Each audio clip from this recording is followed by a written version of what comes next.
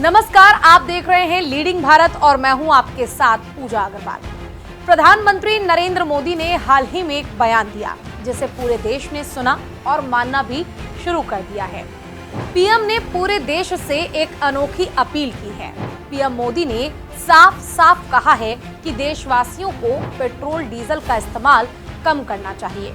आने वाले एक साल तक शादियों या फिर निवेश के लिए सोना नहीं खरीदना चाहिए और बहुत जरूरी ना हो तो अपनी विदेशी यात्राओं यानी कि फॉरेन ट्रिप को भी आप टाल दें, कैंसिल कर दें। अब इस बयान के बाद सोशल मीडिया से लेकर हर एक मीडिया साइट पर, हर एक अखबार में और टेलीविजन पर हर जगह चर्चा ये है कि क्या दुनिया पर कोई बहुत बड़ा आर्थिक संकट आने वाला है? क्या भारत के पास पैसे खत्म हो रहे हैं या फिर इसके पीछे कोई और बहुत बड़ी रणनीतिक चाल है? आज के इस वीडियो में हम इसी पूरे मामले की कड़ियों को बहुत ही आसान भाषा में जोड़ेंगे और आपको बताएंगे कि इसके पीछे का असली सच क्या है। इसलिए वीडियो को आखिरी तक जरूर देखना। देखिए, पहले पूरा मामला क्या है। सबसे पहले ये समझ लेते हैं कि ये पूरा मामला आखिर शुरू कहां से हुआ। दरअसल ये कोई आधिकारिक पाबंदी या फिर सरकारी आदेश नहीं है, बल्कि प्रधानमंत्री द्वारा देश की जनता से की गई एक एहतियाती अपील है, यानी कि रिक्वेस्ट है। जब भी दुनिया में हालात बदलते हैं और देश के मुखिया का ये फर्ज होता है कि वो अपनी जनता को आने वाली परिस्थितियों के लिए तैयार करे, चाहे वो परिस्थिति सकारात्मक हो या फिर नकारात्मक। हर परिस्थिति में देश की जनता सुरक्षित रहे और आने वाली सिचुएशन के लिए तैयार रहे, यही हर देश के प्रधानमंत्री की पहली कोशिश होती है। भारत इस समय एक बहुत ही मजबूत आर्थिक स्थिति में है, लेकिन हमारे आसपास की दुनिया में सब कुछ ठीक नहीं चल रहा है। पश्चिमी एशिया यानी मिडल ईस्ट के देशों में पिछले काफी समय से युद्ध और भारी तनाव का माहौल बना हुआ है और इस तनाव का सीधा असर पूरी दुनिया के व्यापार और अर्थव्यवस्था पर पड़ रहा है और भारत भी इससे अछूता नहीं है। और इसी स्थिति को भांपते हुए सरकार चाहती है कि हम पहले से ही संभल कर चले।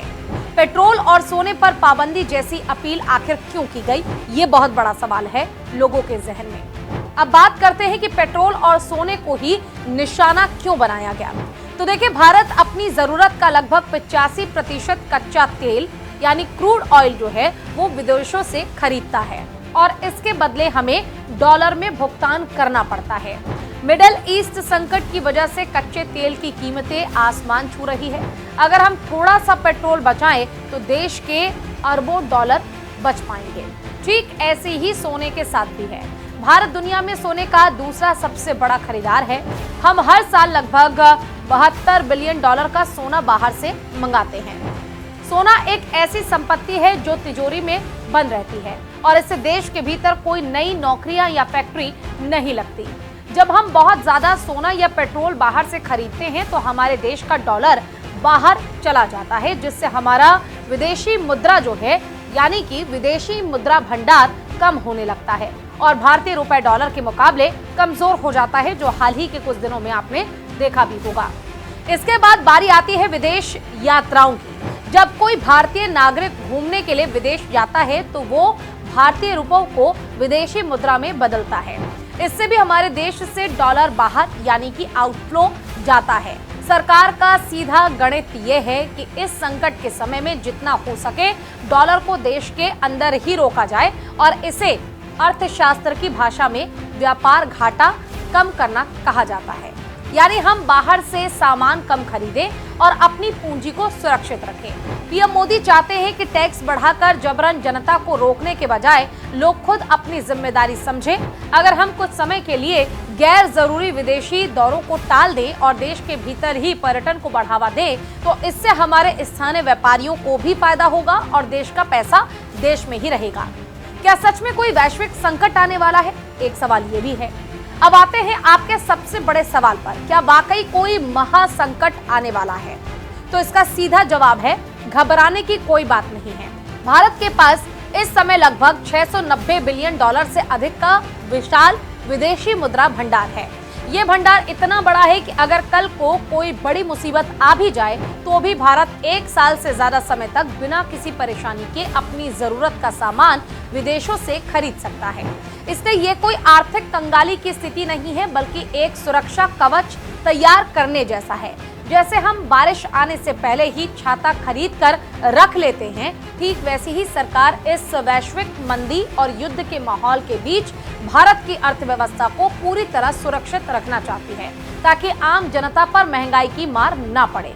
पीएम मोदी के इंटरनेशनल ट्रिप्स की वजह यहां पर कई लोगों के मन में यह भी सवाल आता है कि अगर पीएम मोदी आम जनता को विदेश जाने से मना कर रहे हैं, तो आखिर खुद लगातार इंटरनेशनल ट्रिप्स क्यों कर रहे हैं। दोस्तों, एक आम नागरिक की विदेश यात्रा और देश के प्रधानमंत्री के आधिकारिक दौरे में जमीन आसमान का फर्क होता है। पीएम मोदी के इन दौरों का मकसद घूमना नहीं, बल्कि देश के लिए रणनीति और आर्थिक रास्ते खोजना है। और इस संकट के समय में वो उन देशों का दौरा कर रहे हैं जहां से भारत को सस्ते दामों में कच्चा तेल या गैस मिल सकता है। और इसके अलावा वो दुनिया की बड़ी बड़ी कंपनियों को भारत में आकर फैक्ट्रियां लगाने के लिए आमंत्रित कर रहे हैं। जब विदेशी कंपनियां भारत आएंगी तो देश में रोजगार बढ़ेगा और भारी मात्रा में विदेशी डॉलर भारत के भीतर आएगा, जो आने वाले समय में हमारे बहुत काम आने वाला है। कुल मिलाकर बात यह है कि देश को किसी संकट से बचाने के लिए सरकार और जनता दोनों को मिलकर काम करना होगा। छोटी छोटी आदतें, जैसे कि हफ्ते में 2 दिन पब्लिक ट्रांसपोर्ट या मेट्रो का इस्तेमाल करना या फिजूल खर्ची को रोकना, हमारे देश की अर्थव्यवस्था को दुनिया में सबसे मजबूत बना सकता है। और फिलहाल जो वैश्विक मंदी की स्थिति और ये सवाल लोगों के मन में है, अभी भारत में ऐसी कोई स्थिति नहीं है और हालात खराब नहीं है। बस पहले से ही प्रिकॉशन लिया जा रहा है, क्योंकि आप भी जानते हैं कि precaution is better than cure.